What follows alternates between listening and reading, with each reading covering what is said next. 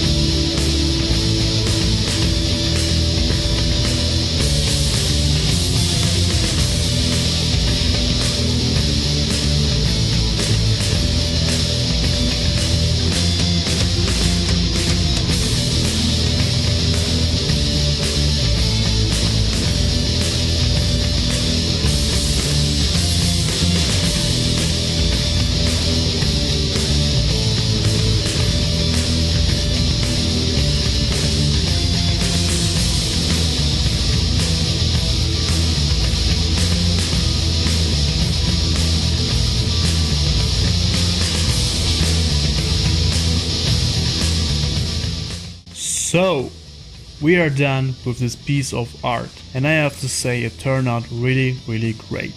Aglot really has a unique design and I'm a really big fan of him. Of course I got inspiration from Piccolo if you look at the skin and the face details. I also got inspired by the hair of Tapion, but if you create new characters you always get inspired by some other creation. Nonetheless, the drawing turned out amazing and I'm really happy with the end result. If you enjoyed this video, if you like my strongest OC Aglot, and if you want to support my channel, give this video a like, share it with all of your friends, and of course, subscribe to my channel if you are new. I am uploading 2 videos a week, so hit the notification bell and don't miss any of my new uploads. Oh, and this original drawing is available on my Etsy shop right now. Make sure to check out my shop for some of my original artwork. That's it guys, thank you for watching and I see you very soon. Until then, stay healthy, stay fit, be a good person, be you, and always remember, you are the designer of your own